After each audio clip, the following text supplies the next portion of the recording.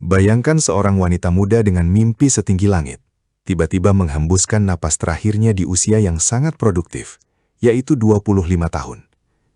Kematian Raden Ajeng Kartini seringkali dianggap sebagai takdir alamiah setelah melahirkan.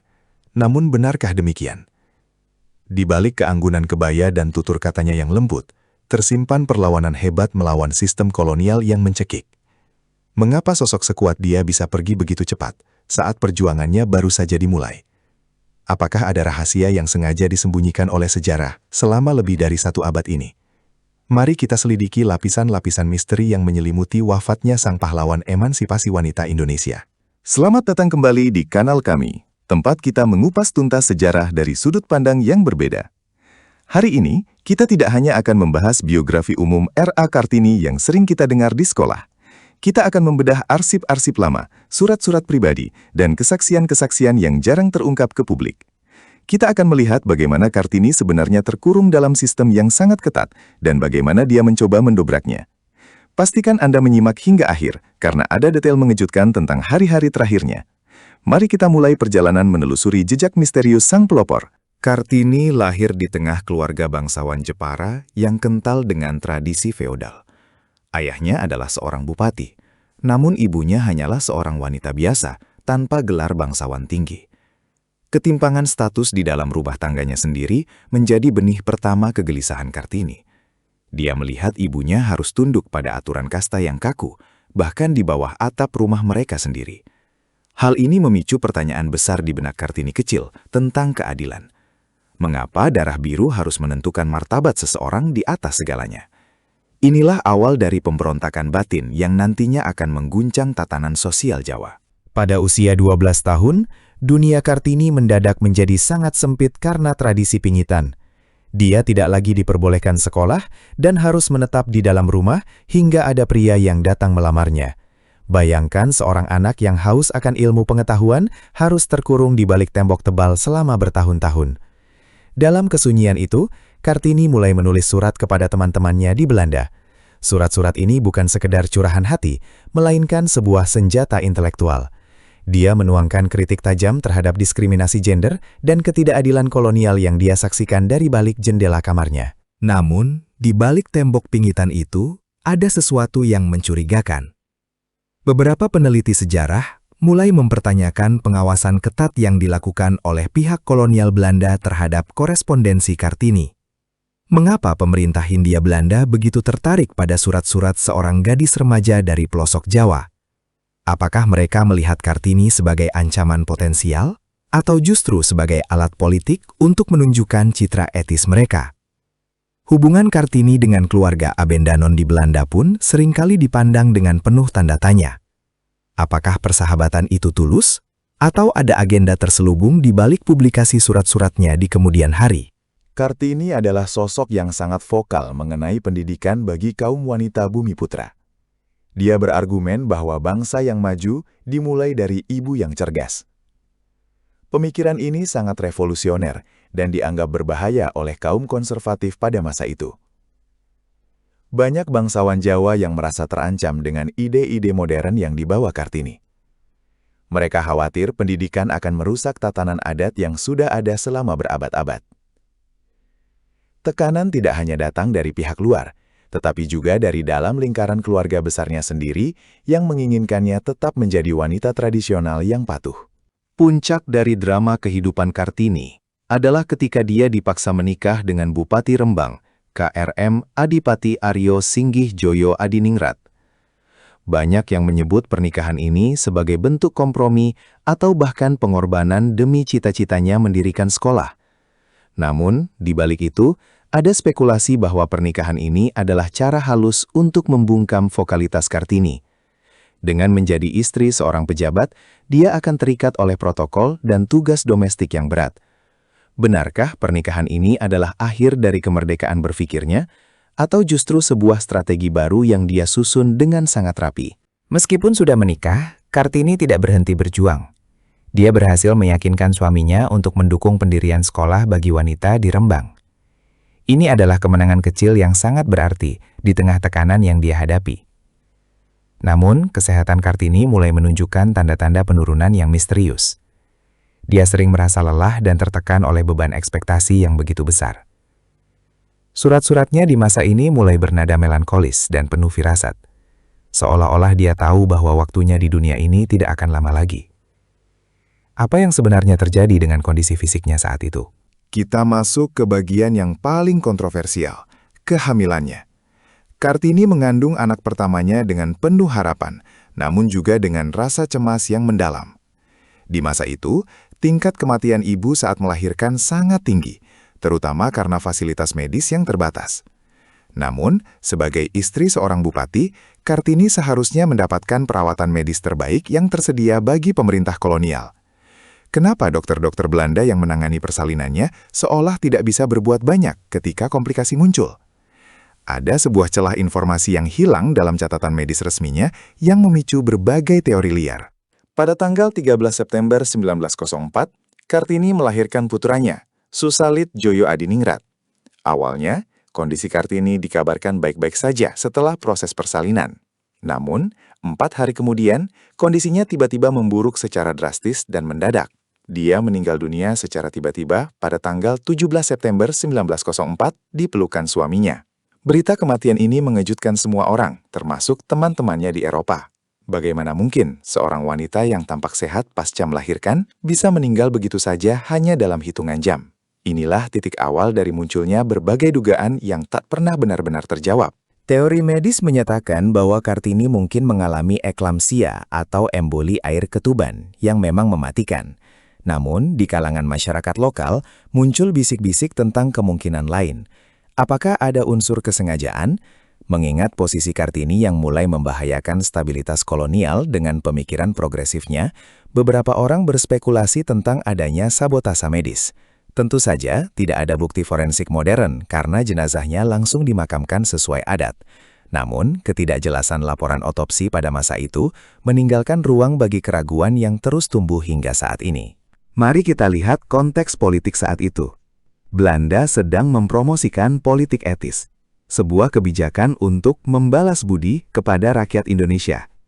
Kartini dijadikan sebagai poster child atau ikon keberhasilan pendidikan Barat bagi kaum pribumi. Jika Kartini terus hidup dan mulai mengkritik Belanda secara lebih radikal, dia akan merusak narasi yang sedang dibangun oleh pemerintah kolonial. Kematiannya di usia muda, secara ironis, justru menguntungkan Belanda. Mereka bisa membekukan pemikiran Kartini dalam bentuk surat-surat yang sudah disunting, menjadikannya pahlawan yang aman dan tidak berbahaya.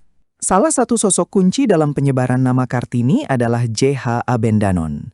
Dia mengumpulkan surat-surat Kartini dan menerbitkannya dengan judul Dor Duisternis Spotlicht atau Habis Gelap Terbitlah Terang. Namun, banyak sejarawan menemukan bahwa Abendanon melakukan penyuntingan yang cukup masif. Beberapa surat yang dianggap terlalu keras terhadap pemerintah Belanda atau terlalu radikal dalam hal agama sengaja dihilangkan. Hal ini memunculkan pertanyaan, apakah sosok Kartini yang kita kenal sekarang adalah Kartini yang sesungguhnya atau hanyalah versi yang sudah dijinakkan agar sesuai dengan selera pasar kolonial? Selain isu politik, ada juga intrik di dalam keraton dan lingkungan bangsawan. Kartini berada di tengah konflik antara tradisi lama yang kaku dan arus modernisasi yang dia bawa. Beberapa kerabat dekat mungkin merasa martabat keluarga mereka tercoreng oleh sikap Kartini yang dianggap terlalu kebarat-baratan. Dalam sejarah banyak kerajaan, racun seringkali menjadi cara untuk menyelesaikan masalah keluarga tanpa menimbulkan kegaduhan publik. Walaupun ini terdengar seperti plot film misteri, namun dalam konteks kekuasaan tradisional Jawa kala itu, segala kemungkinan bisa saja terjadi di balik pintu yang tertutup. Kita juga harus memperhatikan kondisi psikologis Kartini menjelang wafatnya.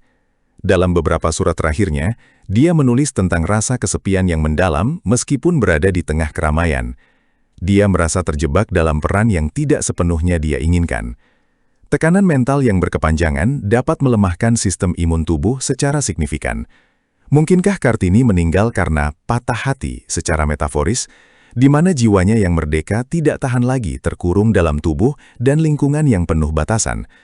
Faktor psikis seringkali diabaikan dalam analisis sejarah kematian tokoh besar. Kematian Kartini juga membawa dampak besar bagi keluarganya. Putranya, Susalit, harus tumbuh besar tanpa kehadiran seorang ibu. Susalit sendiri nantinya memiliki kehidupan yang penuh liku, bahkan sempat terlibat dalam pergerakan militer Indonesia.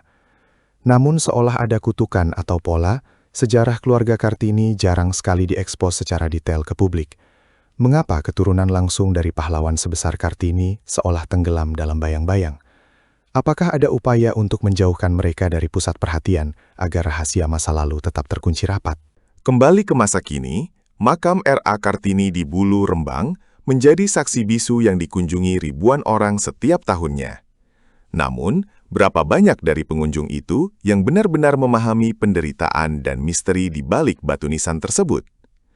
Sejarah seringkali dibungkus dengan indah agar mudah diterima, namun tugas kita adalah untuk terus bertanya. Jika kita melihat kembali fakta bahwa dokter yang menanganinya tidak memberikan penjelasan yang memuaskan, kita harus berani membuka kemungkinan baru.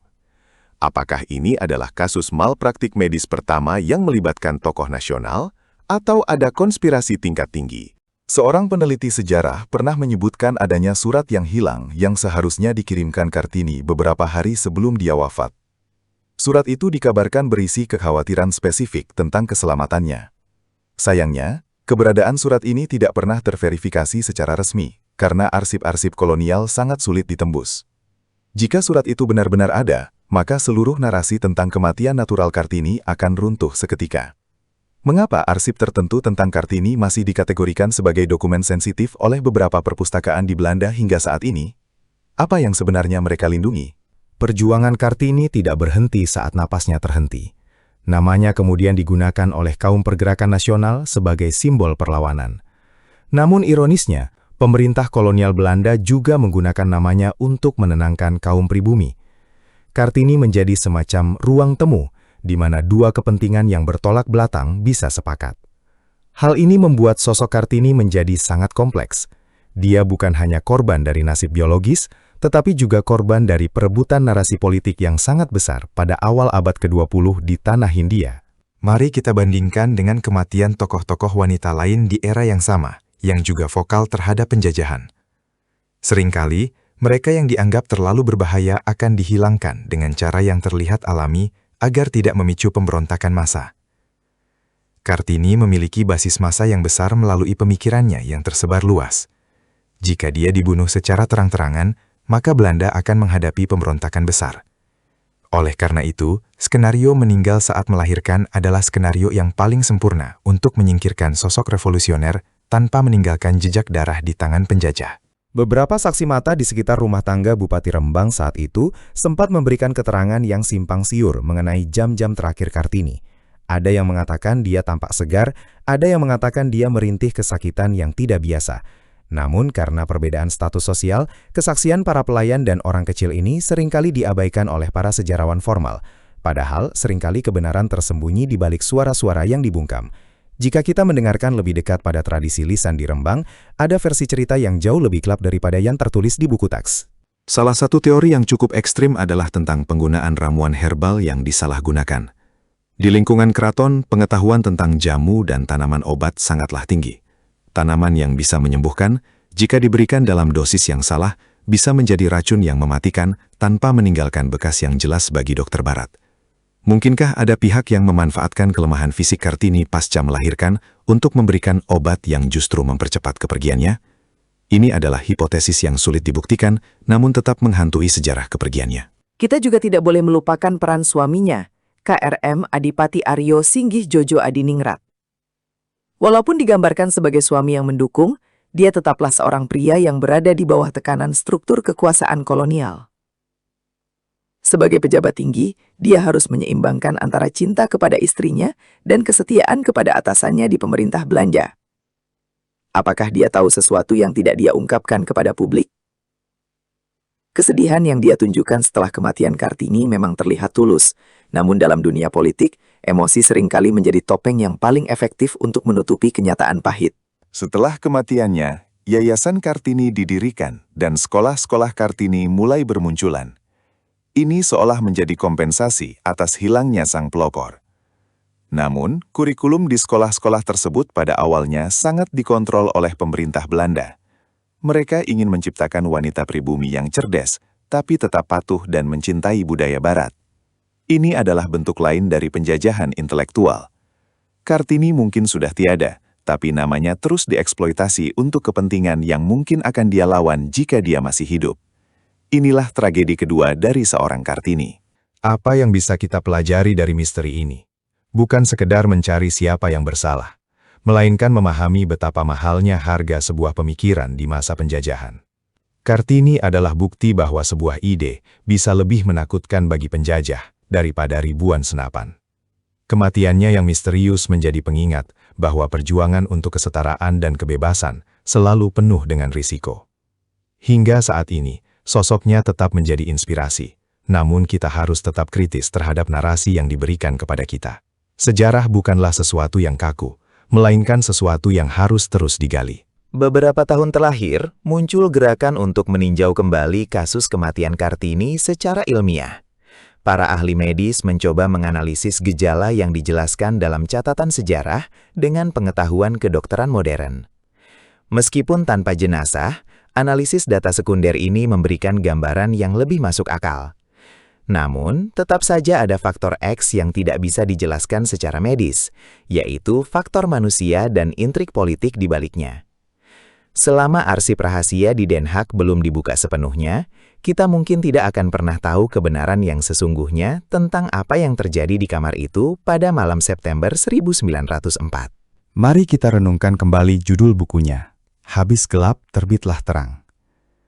Apakah kematiannya adalah gelap yang harus dialami agar terang bisa muncul bagi wanita Indonesia lainnya? Ataukah dia adalah terang yang sengaja dipadamkan agar kegelapan penjajahan bisa bertahan sedikit lebih lama? Pertanyaan ini akan terus menggema di setiap peringatan Hari Kartini. Kita merayakan keberhasilannya, namun kita juga harus berkabung atas potensi besar yang hilang begitu saja di usia yang sangat muda. Seorang jenius yang lahir mendahului zamannya dan harus membayar harganya dengan sangat mahal. Di balik semua perdebatan, satu hal yang pasti, Kartini telah meninggalkan warisan yang tak terbantahkan. Melalui tulisan-tulisannya, dia berhasil menembus batas ruang dan waktu. Dia berbicara kepada kita hari ini, mengingatkan kita untuk tidak pernah berhenti belajar dan melawan ketidakadilan. Misteri kematiannya mungkin tidak akan pernah terpecahkan sepenuhnya. Namun, semangatnya telah hidup di jutaan wanita Indonesia yang kini bisa mengenyam pendidikan dan mengejar mimpi mereka secara bebas. Dia adalah api yang tak pernah padam, meski angin kencang mencoba meniupnya di malam itu. Terima kasih telah menemani kami dalam investigasi sejarah yang mendalam ini. Menelusuri kehidupan R.A. Kartini dari sisi yang jarang dibahas, memberikan kita perspektif baru tentang betapa beratnya perjuangan para pendahulu kita. Jangan pernah menelan sejarah mentah-mentah, jadilah pembelajar yang kritis dan selalu mencari kebenaran di balik setiap cerita. Kartini adalah milik kita semua, dan menjaga integritas ceritanya adalah tanggung jawab kita bersama. Semoga video ini memberikan wawasan baru dan memicu rasa ingin tahu Anda lebih dalam lagi tentang sejarah bangsa kita yang luar biasa. Bagaimana menurut kalian? Apakah kalian percaya kematian Kartini murni karena masalah kesehatan, atau ada sesuatu yang lebih gelap di baliknya? Tuliskan pendapat kalian di kolom komentar, kita diskusikan bersama. Jangan lupa like video ini jika kalian menyukai pembahasan sejarah seperti ini, dan yang paling penting, subscribe untuk update seru lainnya tentang misteri dan sejarah yang belum terungkap. Bagikan juga video ini ke teman-teman kalian, agar semakin banyak yang tahu sisi lain dari Kartini. Sampai jumpa di video berikutnya, tetaplah kritis dan jangan lupa like and subscribe untuk update seru lainnya.